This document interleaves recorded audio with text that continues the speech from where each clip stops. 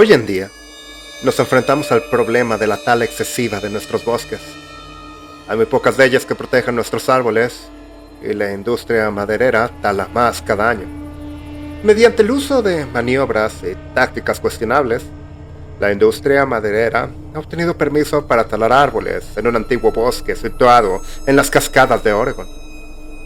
Este bosque es antiguo y no ha sido tocado por el hombre durante siglos. Hay muchas historias de nativos americanos que rodean al bosque, lo que puede ser la razón de que no haya ni siquiera un camino a través de él. La mayoría de las historias hablan de este bosque como un lugar sagrado donde viven los espíritus de la naturaleza, y que el hombre tiene prohibido entrar en este lugar sagrado. Sin embargo, no son más que historias y supersticiones de una cultura moribunda. Así que, un pequeño grupo de leñadores experimentados acampó en los alrededores del bosque. Era obvio que el lugar era antiguo. Todos los árboles eran enormes y en cada rama crecía musgo y otras plantas. Cada uno podría haber sostenido su propio ecosistema con tanto follaje. Además, la densa maleza que cubría el suelo impedía ver los pies al caminar. Esto hacía que el lugar de trabajo fuera espeluznante y no ayudaba que todas las mañanas el bosque estuviera envuelto en niebla, aunque normalmente desaparecería al mediodía. Empezamos a cortar árboles 2 días después de acampar. Fue una suerte que empezáramos a cortar tan rápido como lo hicimos. El grupo que teníamos era de leñadores veteranos, pero era un grupo supersticioso, y empezaron a hablar del bosque casi en cuanto llegamos. En cuanto empezamos a cortar, dejaron de centrarse en la superstición y la sabiduría popular para centrarse en el trabajo. Llevábamos 2 días cortando sin incidentes, y estábamos a punto de completar nuestra cuota cuando esa noche, durante la cena, oímos que tocaban la puerta de la cabaña del cocinero. Esto sobresaltó a muchos porque estábamos a kilómetros de cualquier casa. Se suponía que no había nadie más que nosotros. Abrimos la puerta despacio y vimos a un nativo americano de pie en el escalón. Parecía un anciano de alguna tribu. Debía de tener unos 70 años. Solo llevaba pantalones de cuero y mocasines, un atuendo muy extraño para el tiempo otoñal. Su piel desnuda era de un color marrón intenso, casi el color de la corteza de un árbol, y debido a las grietas que tenía por todo el cuerpo, parecía que le sentaba bien. Luego estaba su pelo. Tenía rastas, lo cual era muy inusual teniendo en cuenta su nacionalidad. Su voz era ronca y grave, como si necesitara agua. Nos preguntó: ¿qué hacen en este lugar sagrado? El gobierno federal nos dio permiso para talar este bosque, respondí. Este bosque no es propiedad de su gobierno. Los espíritus de la tierra exigen que se marchen inmediatamente, me increpó. Le dije: nuestro sueldo depende de que talemos estos árboles. Pero sus vidas dependen de que abandonen este lugar sagrado. ¡Están advertidos!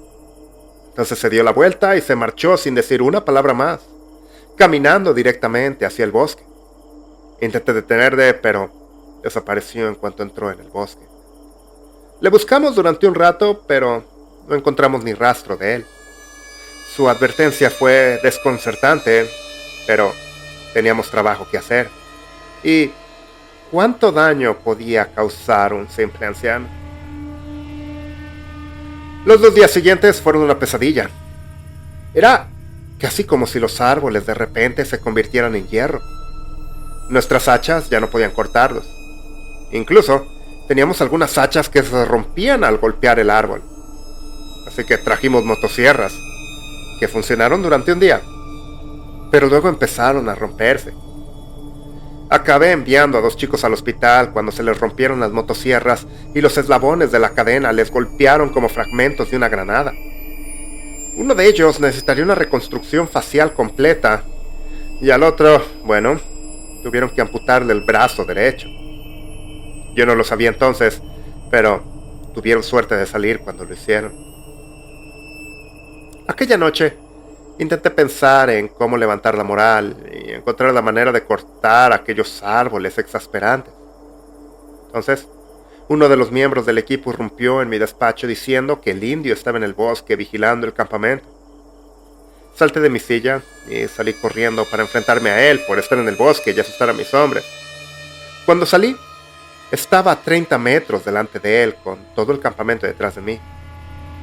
Te di tiempo de sobra para irte y ahora te enfrentarás a las consecuencias. ¡Espera un momento!, grité mientras se adentraba en el bosque. 2 de mis hombres fueron tras él. Al cabo de unos 5 minutos, uno volvió diciendo que no encontraba a nadie. Pasamos el resto de la noche buscando al segundo hombre que desapareció en el bosque después de ir tras el anciano. Ninguno de los 2 equipos que envié al bosque encontró nada, así que tomé la decisión de tomarme el día siguiente libre y dejar que los trabajadores se recuperaran de su larga e inútil noche. Mientras recorría el campamento a última hora de la tarde, oí a los hombres llamar maldito al bosque y empezaron a llamar druida al anciano. Sabía que no había forma de impedir que mis hombres hablaran y tendría que aceptarlo e intentar encontrar una forma de levantarles la moral antes de que empezaran a pasarme por encima. Decidí que tendría que traer maquinaria pesada para limpiar los árboles, así que hice unas cuantas llamadas telefónicas y conseguí que trajeran excavadoras y otras máquinas pesadas. Esa noche, informé a mi equipo de que iba a llegar la caballería y que en un par de días estaríamos de nuevo en marcha. Los trabajadores se alegraron mucho de oírlo y eso les subió la moral drásticamente. Cenamos sin incidentes y, para aquel entonces, parecía que las cosas iban a cambiar. Después de cenar, volvíamos todos a nuestras cabañas cuando nos dimos cuenta de que había un árbol joven en medio del campamento. Todo lo que podía pensar era, ¿cómo era esto posible? Un árbol no puede brotar así en cuestión de 1 o 2 horas. Mientras nos acercábamos al árbol, empecé a oír la charla de esta tarde que volvía. La mayoría diciendo que el druida había hecho crecer este árbol en nuestro campamento. Todas las charlas terminaron pronto y nos reunimos alrededor del árbol. La charla se convirtió en oración cuando vimos al trabajador que había desaparecido la noche anterior. El árbol había crecido a su alrededor y a través de él. Su rostro estaba congelado en una mueca de dolor inimaginable. Sus brazos y piernas estaban encajados en la madera del árbol, mientras que 2 ramas le habían atravesado el pecho y crecido hasta enmarcarle la cara con su corteza. La confusión y el horror nos invadieron a todos mientras contemplábamos su espantosa muerte. Nos preguntábamos cómo había podido ocurrir. No es posible que un árbol brote de repente, y mucho menos que envuelva así a un ser vivo. Luego, estaba la cuestión de cómo había llegado al centro del campamento. No habíamos oído nada, así que no podía haber ocurrido en el campamento. Y haberla trasladado hasta aquí a mano habría llevado demasiado tiempo y habría marcas en el suelo de gente caminando y cavando. Pero la tierra estaba intacta, como si el árbol hubiera estado aquí todo el tiempo. Estuvimos sentados, mirándolo durante casi 1 hora en silencio por la impresión antes de que alguien se marchara arrastrando los pies para volver con un bote de gasolina y un encendedor. Empapó al árbol en gasolina y luego le prendió fuego. Todos lo vimos arder en silencio durante un rato. Luego, muchos empezaron a rezar o a cantar himnos a multitud de deidades. Cuando el árbol no era más que cenizas, por fin salimos de nuestro estupor. Casi toda mi gente se marchó en ese momento y no podía culparles por irse. Yo también lo haría, si no significara ser aplastado bajo las deudas de las apuestas cuando volviera. Los pocos que se quedaron estaban en el mismo barco que yo, donde, si volvían, sabían que estarían condenados. Pero si se quedaban, ¿quién sabía lo que iba a pasar? A altas horas de la madrugada y con media botella de whisky, decidí que ya no podía esperar más al druida. Iba a llevar de la contraria. Reuní a los trabajadores que quedaban y los armé a todos con hachas, gasolina y encendedores y me adentré en el bosque. La oscuridad era casi total en el bosque y la niebla matutina había empezado a levantarse, lo que hacía casi imposible ver más allá de 1 metro de distancia. Haciendo caso omiso de estos impedimentos, Nos adentramos en el bosque. Todos estábamos nerviosos. No podíamos discernir nada y saltábamos ante cada sombra y ruido de la madera que crujía. Después de unos 20 minutos y de recuperar un poco la lucidez, decidí que sería inútil buscar al druida y que tendríamos que atraerlo. Así que di la orden. ¡Muchachos! ¡Quémenlo hasta los cimientos! Muchos de ellos gritaron su apoyo mientras empezaban a rociar con gasolina todo lo que había a su alrededor. Pronto, todos nuestros botes de gasolina estaban vacíos y nos habíamos reagrupado a poca distancia de la zona rociada. Entonces todos encendimos nuestros encendedores y los arrojamos a la madera saturada. En cuanto los encendedores entraron en contacto con la gasolina, el bosque se convirtió en una bola de fuego y en cuestión de segundos era un infierno que se extendía rápidamente de rama en rama. No recuerdo cuándo empezamos todos a correr, pero lo hacíamos lo más rápido que podíamos a través del bosque en llamas. Entonces se oyó un grito primitivo, lleno de una rabia inimaginable, tan fuerte que todos caímos de rodillas, agarrándonos los oídos en agonía. En ese mismo instante, el bosque volvió a la oscuridad que habíamos sustituido por una hoguera ardiente. Mientras nos sacudíamos el dolor de aquel alarido, el bosque empezó a adquirir un brillo etéreo, y en medio de todo estaba el druida, que era la imagen de la rabia en aquel momento, antes de ser engullido por el bosque. El bosque cobró vida a nuestro alrededor, y empezamos a correr hacia nuestro campamento. Mientras corríamos, vi a un hombre agarrado por una liana y elevado entre los árboles hacia un destino desconocido. El hombre que estaba delante de mí fue tragado por la tierra cuando los árboles movieron sus raíces y fue aplastado cuando los árboles movieron sus raíces de nuevo a su lugar. Los últimos de mis hombres fueron empalados por las ramas y llevados hacia las copas de los árboles mientras yo seguía corriendo. No sabía por qué me había salvado cuando todo a mi alrededor parecía quererme matar. Entonces dejé de correr. Me había dado la vuelta y me había devuelto al lugar que habíamos intentado quemar. En medio de la tierra quemada estaba el druida, sentado, dándome la espalda. Recogí una piedra del suelo con la intención de acabar con esto de una vez por todas. Me acerqué sigilosamente por detrás y levanté la piedra por encima de mi cabeza. Cuando la bajé para dar el golpe mortal, la vegetación explotó del druida y la tierra quemada se cubrió de follaje y árboles jóvenes. En esa explosión de verdor había dejado caer mi roca. Estaba a punto de buscarla cuando el druida habló. Les advertí que este era un lugar sagrado y que si no se marchaban morirían. No podríamos habernos ido aunque quisiéramos, respondí. Serían peores las consecuencias de que se fueran que lo que han sufrido aquí. Ante este comentario, guardé silencio, incapaz de dar una respuesta adecuada a alguien que sabía tan poco de nuestras vidas y de nuestra sociedad. Si se hubieran marchado, habrían conservado sus vidas y habrían buscado otras formas de alimentar su codicia. Pero su codicia les retuvo aquí y les hizo creer que este lugar era su camino hacia la riqueza, y por eso sus hombres lo han pagado caro. Yo no podía hablar, y él se acercó lentamente a mí con una mirada de desprecio y pena.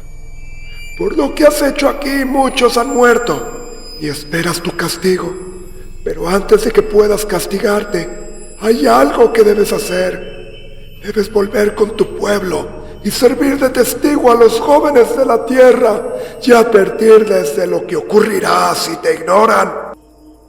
Al decir esto, hizo un gesto a los árboles que le rodeaban, y varios árboles jóvenes se acercaron a él, deslizándose sobre sus raíces por encima de la tierra. En cada uno de ellos había uno de mis hombres que habían venido conmigo al bosque, con sus rostros marcados por la agonía de sus últimos momentos. Luego, con un segundo movimiento, volvieron a adentrarse en el bosque. Entonces, abrió la mano para mostrar una bellota en la palma. Tomó la bellota y la apretó contra mi pecho. Sentí cómo se clavaba en mi carne. Me habría desplomado del dolor si no fuera porque el druida me sostenía con su otra mano. Con esta semilla dentro de ti, enfrentarás el mismo destino que aquellos a los que llevaste al matadero. Solo después de que des testimonio de las cosas que has visto aquí esta noche, entonces Serás una advertencia para aquellos como lo que acabas de ver. ¡Ahora, fuera de aquí! Me empujó bruscamente a través del bosque, tropezando justo en medio de nuestro campamento, si es que le podía seguir llamando así. El bosque había recuperado todo lo que no había sido destruido. Fue entonces cuando me di cuenta de lo que quería decir con que mis hombres eran un ejemplo. Estaban al borde del bosque como centinelas que advertían a los que se atrevían a entrar en el bosque en contra de la voluntad de los espíritus de la tierra. Y así es como llegué a ser el último hombre en dejar mi campamento con vida. Vine aquí de inmediato para informar de mis hallazgos y aconsejar a la Junta que dejara en paz el bosque y evitara que nadie más entrara en él. Antes de que ningún miembro de la Junta pudiera responder, sentí que la bellota empezaba a crecer dentro de mí. Supe entonces que el final estaba cerca. En ese momento, morí en medio de la sala de juntas con el sonido de los gritos y el desgarro de la carne cuando el árbol me atravesó el pecho, poniendo fin a mi vida en el comienzo de una nueva.